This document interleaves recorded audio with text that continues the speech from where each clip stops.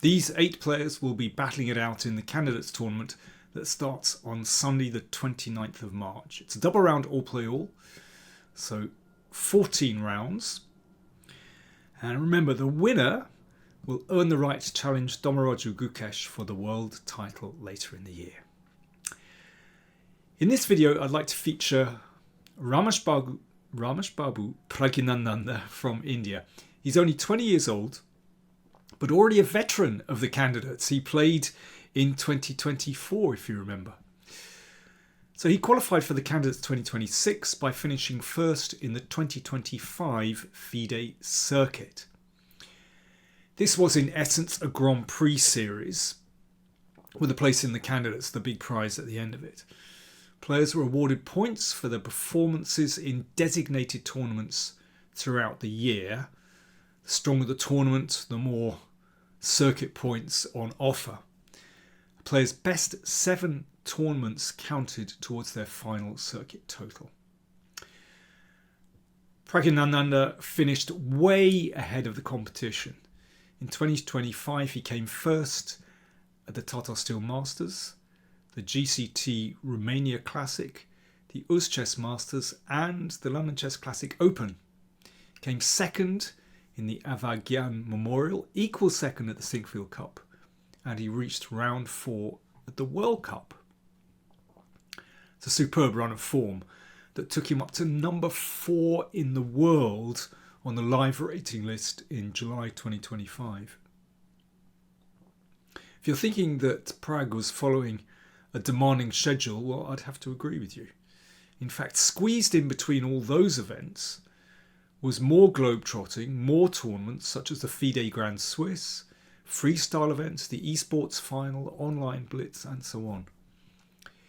In an interview at the London Chess Classic in December, where he won the Open to secure his candidate's qualification, he admitted, "Ideally, I would like to have a break at some point, but the way things are scheduled, I don't think I'll get that. More than a physical rest, I think also mentally, when you play so much, it's boring to look at chess again." That is very candid.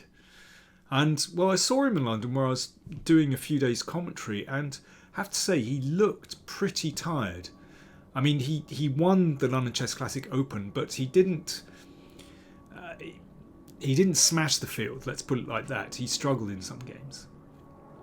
After the London Chess Classic, Pragg went back to Mumbai for a rapid play event, 14th to 22nd December. Then he played in Samarkand at the World Blitz and Rapid, 26th to the 30th of December. Then he was in Kolkata for the Tata Steel India Blitz and Rapid, 7th to 11th of January. And after that, he played in the Tata Steel Masters that started on the 16th of January. And somehow it's no wonder that he started the Tata Steel Masters with 2 losses and he never really recovered. Finished on 5.5 out of 13. I mean, youthful energy can take you a long way. Remember, he's still only 20. But by this point, his reserves were clearly drained. Whether this performance says anything about how he's going to do in the candidates is mere speculation. But what we can say is that the candidates is a tournament with demands like no other. In the 2024 candidates, he scored a respectable 7 out of 14. But he was never really in contention for the first prize. I mean, I really hope he's planned better for this one. But frankly, he hasn't had much time to rest and prepare. You know, the Tata Steel Masters finished on the 1st of February. So, when he's at his best, what are Pragg's strengths on the chessboard? Well, he's an excellent calculator. And that's been the focus of training for many of the new generation of Indian players. He's fearless. Never has any qualms about playing for a win. He's very well prepared in the opening. He often comes up with little quirky ideas. He's a strong attacker. I mean, particularly when he was younger, that was his forte. Nowadays he has a more all-round game. He's comfortable playing quieter positions. Nevertheless, his long-time coach, R.B. Ramesh, said he's good in aggressive positions where he's attacking and taking risks. That is his strong point. Well, I've noticed that in quite a few of his best games from last year. He really does go for it when he gets a chance. And I'd like to show you a game where his attacking skills are displayed very well. Pragg playing white in this game, and his opponent is Shamsidin Vokhidov, one of the new generation of Uzbek stars. And this was played in the Chess Masters in June 2025. And Pragg won that tournament. That's one of his big successes from 2025. So we start off in English. And Pragg goes for e4. So he's clamping the centre. Magnus is a big fan of this approach in the position. And if black takes here, then in fact, white can either win this pawn back very easily with queen d5, or you could even play queen g4 here and take on g7. So d6, d3. So we get quite a closed position, and very often these types of formation lead to sort of quite a long strategic battle. But watch what happens. That's to prevent a bishop coming out to g4 in case of knight e2. So knight e2. So I think this is a good approach from Vokhidov.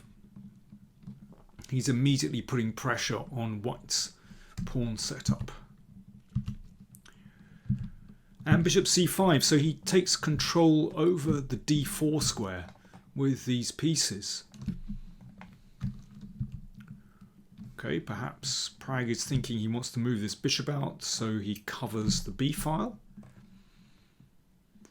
Now king h2, this is the first indication that Pragg has spied a certain way to play this position. You certainly don't have to play king h2.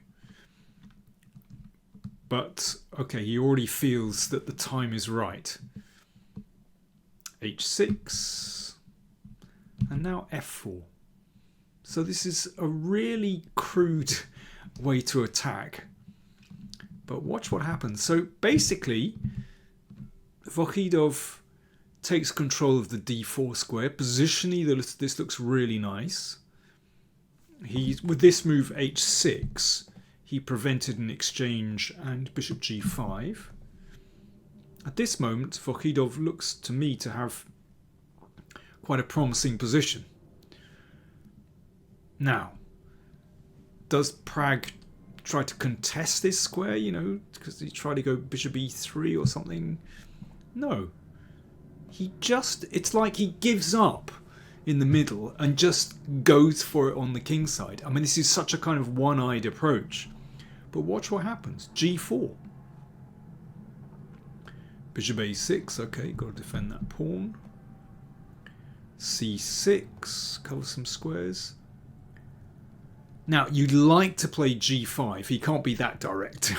Because if this is taken, then there's the problem. Knight g4 check and queen takes g5. Obviously very, very nice for black. So first of all, knight g3. So now g5 is a threat because the queen would be able to take on g4. But I find it so interesting that basically Pragg just abandons the struggle for these central squares and just decides, okay, you can have them. I'm going kingside. It just doesn't matter. Knight h7, so that prevents g5. Knight h5, he's still throwing his pieces in the direction of black's king. And this is tricky. How do you defend on the king side? Already, white has perhaps the possibility to play f6 to undermine the support for the pawn on h6. Maybe that's a possibility. Or a slower approach would be to play the queen over to g3 preparing h4 and g5. And this is very, very dangerous. So Vokhidov decided to play g6. Right. I think we needed a think and drink moment here. If you were playing white, bear in mind Prag's instincts. How would you play? So white to play. Cheers. Do you want to improve your chess? Get access to live masterclasses with yours truly? Then subscribe to patreon.com/PowerPlayChess, and for just $25 a month, you get a newsletter with a test game, calculation puzzles, a monthly opening survey, access to an archive with over 100 opening surveys. And you can join in live masterclasses exclusive to patrons where you can ask me questions directly over Zoom.